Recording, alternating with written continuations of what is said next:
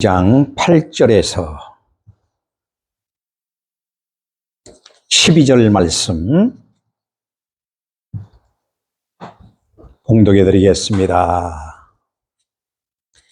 내가 또한 너희에게 말하노니 누구든지 사람 앞에서 나를 시인하면 인자도 하나님의 사자들 앞에서 저를 시인할 것이요 사람 앞에서 나를 부인하는 자는 하나님의 사자들 앞에서 부인함을 받으리라. 누구든지 말로 인자를 거역하면 사심을 받으려니와 성령을 모독하는 자는 사심을 받지 못하리라. 사람이 너희를 회당과 정사 잡은 자와 권세 있는 이 앞에 끌고 가거든 어떻게 무엇으로 대답하며 무엇으로 말할 것을 염려치 말라. 마땅히 할 말을 성령이 곧 그때에 너희에게 가르치시리라 하시니라. 아멘. 오늘 저는 여러분과 함께 사함을 받지 못한 죄라는 말씀을 가지고 함께 은혜를 나누면서 오늘 성경 말씀을 함께 정말 음미해 보면서 은혜되기를 축원합니다. 생각하면은 끔찍한 일이 아닐 수가 없습니다. 왜냐하면 사함을 받지 못한 죄가 있다니 정말 무서운 죄가 아닐 수가 없습니다. 사함 받을 수 있는 죄가 있고 사함 받을 수 없는 죄가 있다. 그러니까 사함을 받지 못하는 죄가 있다는 것이 얼마나 두려운 일인지 몰라요. 세상의 모든 죄는 용서받을 수 있다는 겁니다. 심지어 사람을 죽이는 살인죄도 서로 미워하고 갈등하는 죄도 남의 것을 탐내고 도둑질하는 죄도 이웃과 불화하면서 좋지 않은 관계성을 가지고 살아가는 것도 때로는 예수님을 믿는다 하면서 내가 예수님을 거절할 때도 있고 예수님에 대한 부정적인 생각을 가지고 말할 때도 있어요. 그것까지도 용서받을 수 있다는 겁니다. 그런데 이 한 가지만은 용서받을 수가 없다라고 예수님이 우리에게 가르쳐주고 있습니다. 이 한 가지 죄에 대한 것을 우리는 깊이 생각하면서 크리스찬으로서, 지도자로서, 하나님 백성으로서, 하나님의 아들로서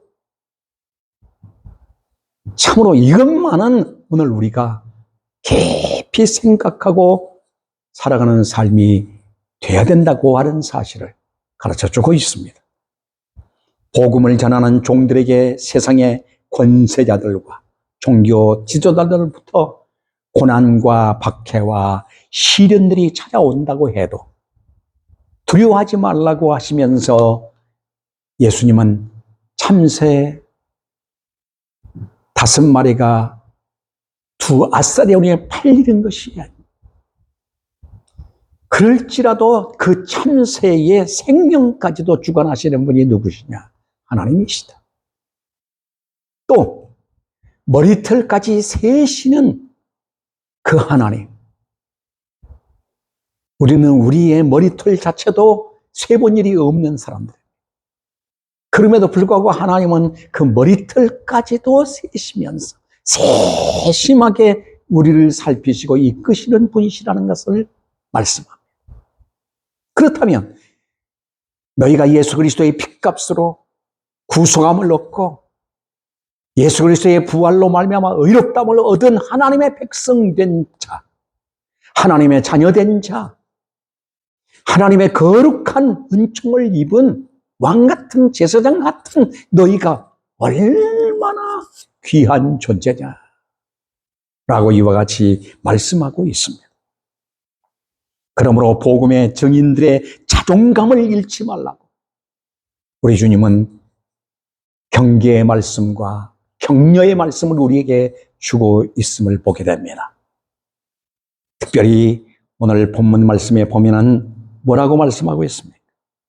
8절로 9절 말씀 보면은 내가 또한 너희에게 말하노니 하시면서 주님이 직접적으로 이와 같이 말씀을 주고 있습니다.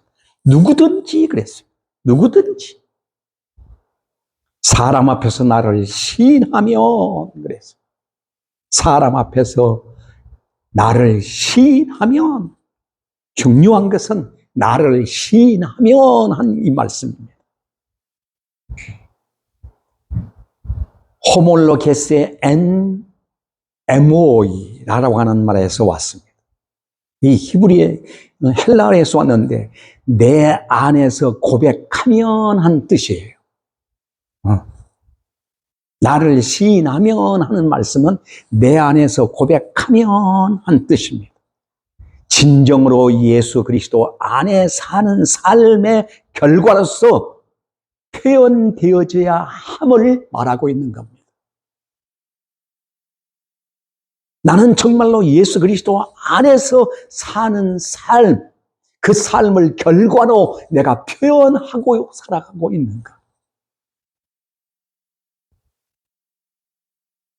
더 나아가서 살아계신 주님과의 신령한 교제와 구체적인 결실들을 맺어 보이는 생명이 있는 신앙 고백적 삶을 말해주고 있습니다.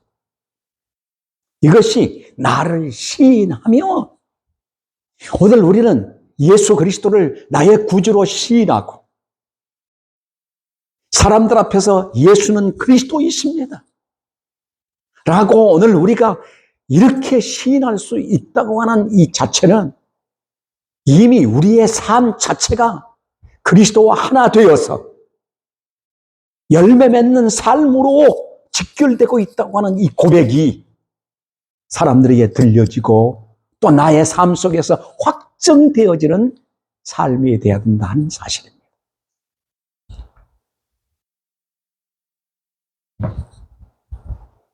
세상에서 가장 큰 죄는 뭘까요? 예수님이 나를 구원해 주셨다는 것을 알면서도 믿지 않는 겁니다. 이 세상에 많은 사람들이 예수를 믿는다고 교회를 다니고 있습니다. 성경책을 끼고 주일에 가서 11조를 드리고 감사를 드리고 모든 신앙적 행동을 다 하고 있습니다. 그런데도 짐짓 예수 그리스도를 믿지 않는 것, 이것이 참으로 안타까운 일이 아닐 수가 없습니다. 더 나아가서는 사람들이 예수를 믿지 못하게 아주 방해를 놓고 있습니다. 예수 그리스도를 믿는 자리에 들어가지 못하도록 가로막고 있다는 사실. 이것이 뭘까요? 이것이 성령 회방죄입니다. 그래서 사함을 받지 못한 죄는 말이에요. 영적 생명을 멸하는 자라는 겁니다.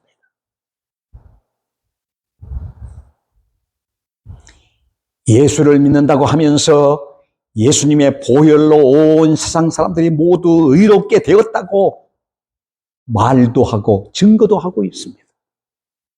하지만 자신은 여전히 죄를 짓고 있는 것 같이 죄인이라고 말하고 있습니다.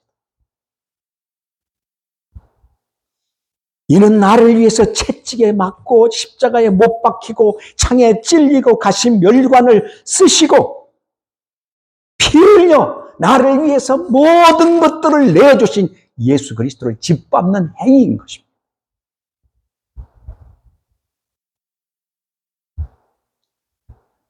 우리는 내 감정이나 양심으로 말해서는 안 됩니다. 내 감정으로 말하고 내 양심으로 말하는 것은 어떤 때는 호소력이 있는 것 같습니다. 그러나 이것은 성경이나 예수 그리스도를 믿지 않는 행위에서 나오는 발상인 겁니다. 이게 무너져야 되고 이것이 깨어져야 하는 것입니다. 예수님의 보혈과 성령의 능력보다 내 감정이나 양심이 우선한다면 하나님의 일을 가로막는 것입니다. 진리를 가로막는 것입니다. 예수 그리스도의 생명을 가로막는 것입니다. 이것이 곧 뭐겠습니까? 예수 그리스도를 짓밟는 행위요. 십자가를 부인하는 행위인 것입니다. 예수님께서 나의 죄값을 지불하기 위해 십자가를 지시고 의롭다함을 얻게 하시려고 부활하시면서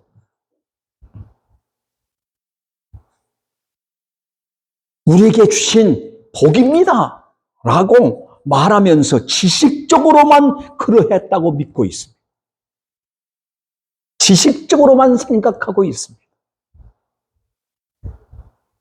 중요한 것은 로마서 4장 25절에 예수는 우리 죄 범죄함을 위하여 내어줌이 되고 또한 우리를 의롭다 하심을 위하여 살아나셨느니라.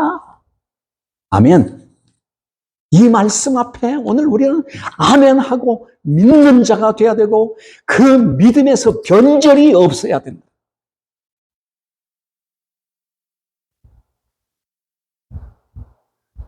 아직도 죄의식 속에 살아가는 죄인으로 살아가는 나라면 예수 그리스도를 멸시하고 십자가를 짓밟는 행위라고 하는 사실을 우리는 생각해야 합니다. 예수님은 성령 회방제가 어떤 것인가를 구체적으로 우리에게 말씀하고 있습니다. 특별히 우리가 앞에서도 말씀드렸습니다만 누가복음 11장 14절에 이하에 보면은 예수님께서 벙어리 귀신을 내어 쫓았습니다. 그리고 그를 회복시켰습니다. 그랬더니 반응이 나타납니다. 놀랐다고 반응을 합니다. 한편에서. 그러면서 한편에서는 바리새인들이 뭐라고 평가를 하고 있습니다. 귀신의 왕 바알세불을 힘입고 귀신을 내쫓았다고 말씀하고 있습니다.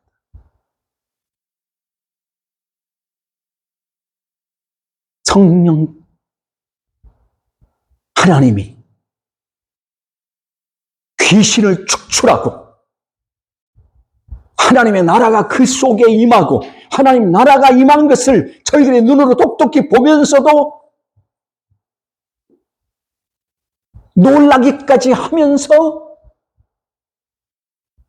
하나님의 사역을, 성령의 사역을 귀신의 사역으로 바꿔놓고 맙니다.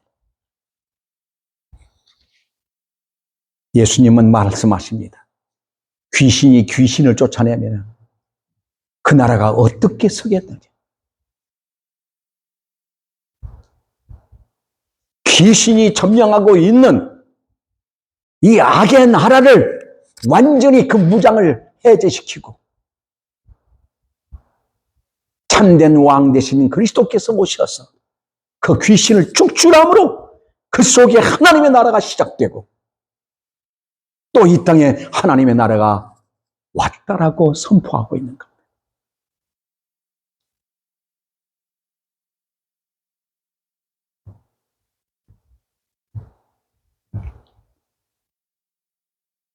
저들은 누구입니까?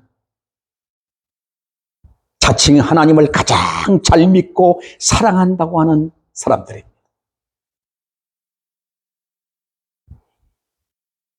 율법과 지식적으로는 나무랄 데 없는 사람들입니다. 그런데 저들은 성령의 사역을 거부하고 도리어 성령의 사역을 귀신의 사역으로 간주하고 있는 자들이라면 지식적으로는 의식적으로는 저들이 믿는 채 하지만은 믿는 자가 아니었습니다.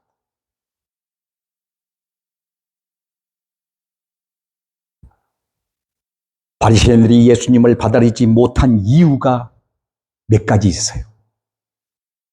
그것은 첫째로 율법의 완성이라고 주장하면서 모세의 율법의 새로운 해석을 제시하는 산상수훈을 거부합니다.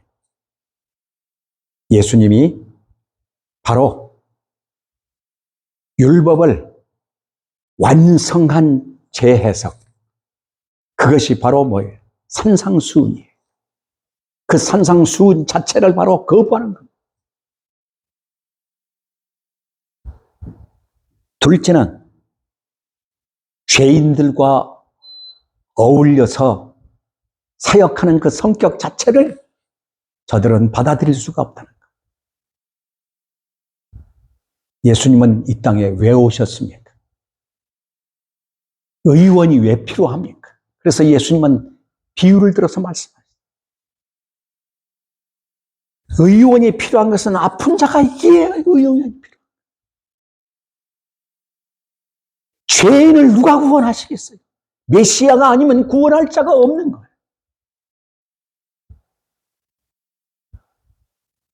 그래서 예수님은 죄인들을 친구로 삼고 그들을 구원의 길로 이끄시는 거예요.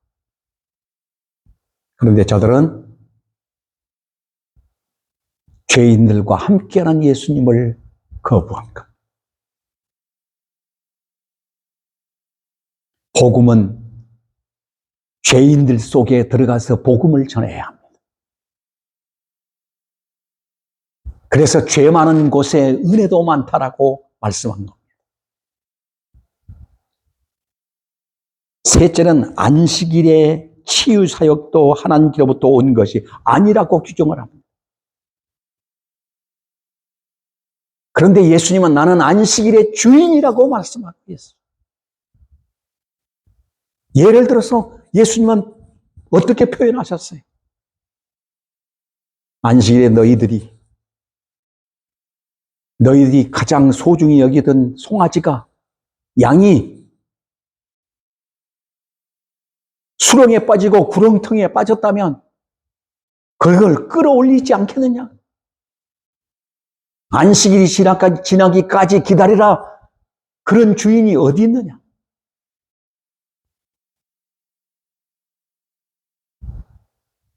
귀신에게 매여 있고 질병에 매여 있는 자를 안식일에 풀어주어 자유케 하는 것이 안식일의 법이 아니냐 그 말이에요.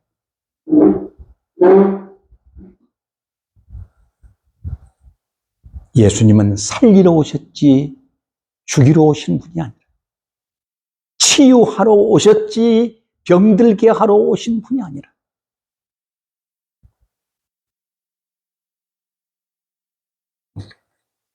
더 나아가서는 귀신을 힘입고 마술을 행하는 그리스도로 이와 같이 오해를 했던 것입니다.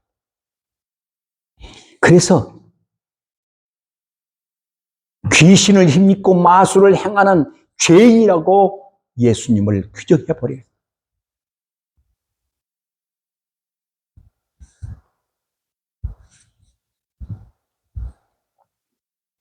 얼마나 안타까운 일입니까? 오늘날 신앙생활 하면서도 나는 수많은 규정들을 다 지키고 있다고. 나는 내 양심을 따라 살고 있다고. 어떠한 법에도 저촉하지 않고 살고 있다고. 자기 정당성을 주장하면서 자기의 이름을 내세우는 자들이 있습니다. 진리는 변하지 않습니다.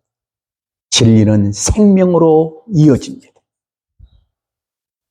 진리는 하나님의 영광으로 드러납니다.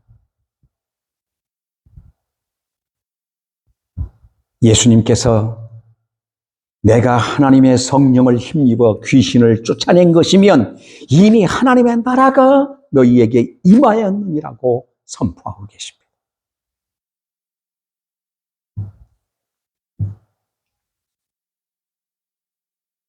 사랑하는 여러분, 우리는 사람들 앞에서 예수가 그리스도임을 우리는 진지하게 참으로 시인하고 있습니까? 또 한 가지는 여기 부정적인 심판을 선포하고 있습니다. 하나는 긍정적인 약속이요, 또 하나는 부정적인 심판을 선포하고, 9절 말씀에 사람 앞에서 나를 부인하는 자는, 사람 앞에서 나를 부인하는 자는 하나님의 사자들 앞에서 부인함을 받으리라. 얼마나 무서운 말씀입니다. 하나님의 사자들 앞에서, 하나님의 사자들이 뭐예요? 천사들 앞에서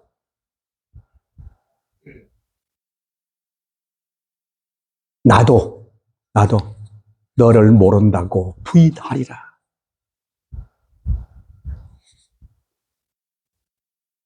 몇십 년 일생을 예수 믿는다고 믿는 사람들, 어떤 사람들은 나는 내 모태로부터, 어머니로부터, 아버지로부터 신앙의 유산을 받아서 모태 신앙입니다 하고 살아오는 사람들, 예수가 그리스도이심을 진짜 모든 사람들 앞에 고백하며 삶으로 증거하며 삶으로 열매가 되어지는 그러한 삶들이 고백되어지는 삶 자체가 선포되어지는 그런 삶이 되지 못하고 삶으로 부정합니다.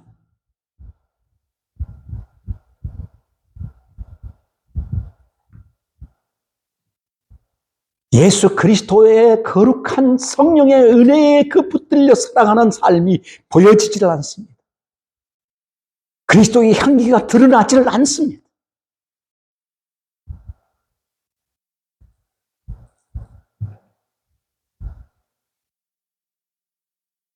하나님의 사자들 앞에서 부인함을 받으리라.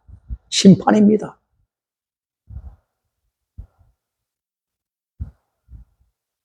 여러분, 하나님의 사자들 앞에서 부인함을 받는 그 자체가 바로 심판. 누구든지 말로 인자를 거역하면서 사함을 받으려니와. 혹은 감정에 이끌려서 예수 그리스도를 혹이 부인한 자, 그런 자는 사함을 받을 수 있다. 그러나 성령을 모독하는 자는 사하심을 받지 못하리라. 성령 모독죄. 여러분, 앞에서도 말씀했죠? 예수께서 성령 사역을 하셔서 귀신이 축출당하고 하나님의 나라가 임한 것을 저희들이 보았습니다. 그런데 도리어 그것을 갖다가 귀신의 양 바알세불을 힘입고 귀신의 왕이면 어떻게 오물의 왕이래. 오물. 그 귀신의 왕을 바알세불을 힘입고 귀신을 쫓아내 성령 사역을 모독한 죄입니다. 신성 모독입니다. 하나님의 명예와 하나님의 거룩한 이름을 모독한 것.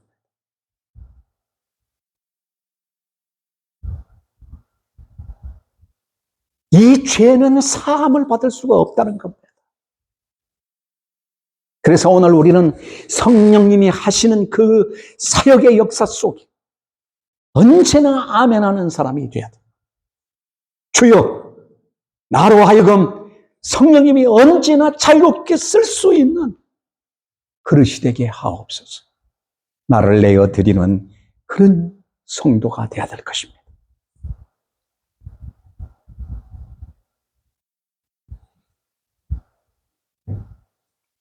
11절 말씀에 보니까 사람이 너희를 회당과 정사 잡은 이와 권세 있는 이 앞에 끌고 가거든 어떻게 무엇으로 대답하여 무엇으로 말할 것을 염려하지 말라고 말씀하고 있습니다.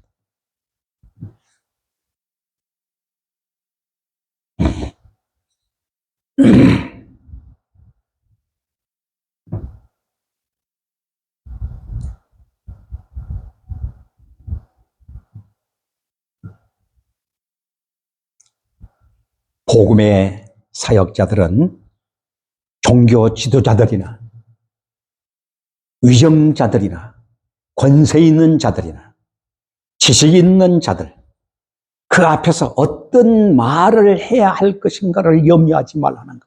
오늘 여기 말씀 보면은 정사 잡은 자와 권세 있는 이 앞에 끌고 가거든 그랬어요. 이 말은 무슨 뜻일까요? 종교 지도자, 회당이라는 것은 종교 재판을 하는 것입니다. 재판을 하는 것입니다. 그런 곳에 끌려가거든. 또 이방인 법정 앞에 이것은 빌라도와 로마로부터 파송된 빌라도 앞에 끌려가는 재판. 그래서 예수님이 어디 재판에 끌려갑니까? 종교 지도자들 앞에 끌려갑니다. 대제사장 가야바야기에 끌려가서 심판을 받으시죠. 그 다음에 어디 끌려가요? 헤롯에게, 빌라도에게 이런 법정에 끌려가십니다. 그런데 우리는 사도행전을 보면은 베드로가 끌려갑니다. 법정에 끌려갑니다. 또 스데반이 백성들 앞에 끌려나갑니다. 바울이 또 어디 가이사 앞에 끌려갑니다. 이 세상 법정들, 종교 재판석 이런 곳에 끌려가서 너희가 염려하지 말라. 무슨 말을 할 것인가에 대한 염려하지 말라. 하나님은 그때그때 성령님이 너희 입에 말을 담아 주어서 그러한 기회를 통해서 뭐하게? 복음을 전하게 하신다. 그 말이에요. 그러니까 우리가 생각할 것은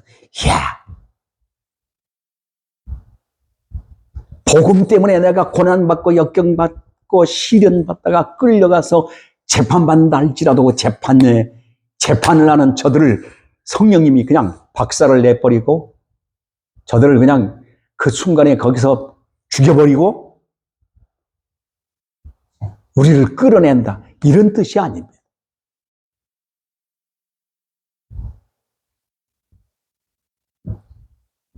성령님은 지극히 인격적인 영이십니다.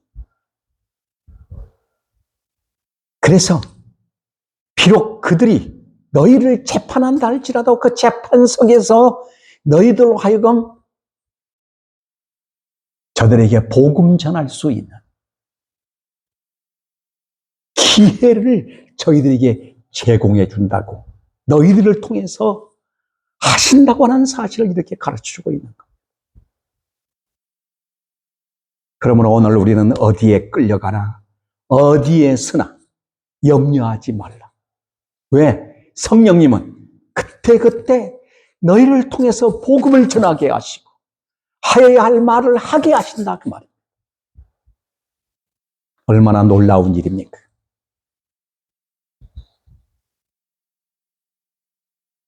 베드로가 복음을 전하다가 옥에 끌려 들어갔습니다. 그랬더니 성령님은 그 옥문을 깨뜨리시고 베드로를 불러내십니다. 그 사건을 통해서 성령님이 하시는 사역이 얼마나 놀라운지를 가르쳐주고 있습니다. 스데반이 돌에 맞아 죽으면서도 성령님은 사역을 하십니다. 백성들의 마음이 찔려서 견딜 수가 없어서 스데반을 돌로 쳤다고 그랬어요. 그러니까 성령님이 하시는 일은 사람의 마음을 찔러 회개케 하시는 역사다.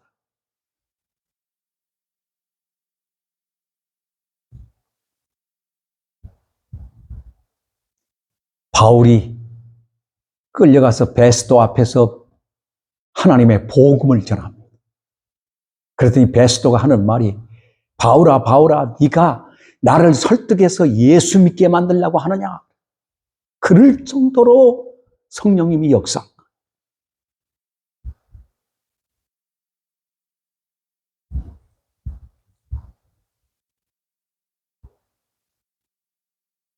그래서 12절 말씀에 마땅히 할 말을 성령이 곧 그때에 너희에게 가르치시리라.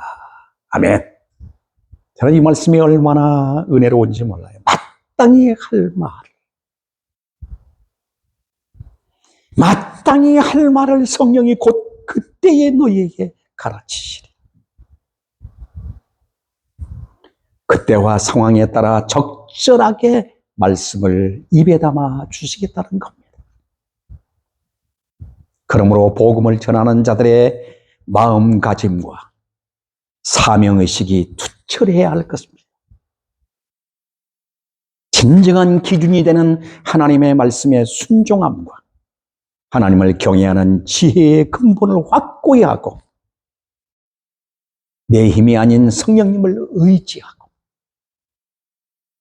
우리는 앞을 향해 담대히 나아가야 할 것입니다. 기도하겠습니다. 살아계신 하나님 아버지 감사합니다. 주여, 우리는 예수 그리스도를 주로 고백하고 믿으면서 얼마나 성령님의 사역에 민감히 반응하고 순종하고 따르고 있는지 다시 한번 저희들이 생각하게 하옵시고 믿게 하여 주옵소서. 자비롭고 은혜로우신 아버지, 내 감정, 내 의지, 내 양심, 이 모든 것들을 다 무너뜨리고 하나님의 말씀 앞에 순종하며 성령님의 사역 속에 아멘하고 언제나 따르는 저희들이 되게 하옵소서. 앞으로 복음 전파하고 나아가는 길에 숱한 일들이 우리 앞을 가릴지라도 언제나 예수가 그리스도이심을 고백하고 증언하고 우리의 삶으로 보여주는 열매 맺는 축복자들로 삼아 주옵소서. 그래서 가는 곳곳마다 성령 사역이 저희들을 통해서 일어나게 하시고 이 복음이 증거되는 일에 쓰여지도록 축복하옵소서. 감사드리며 예수 그리스도의 이름으로 기도하옵나이다. 아멘.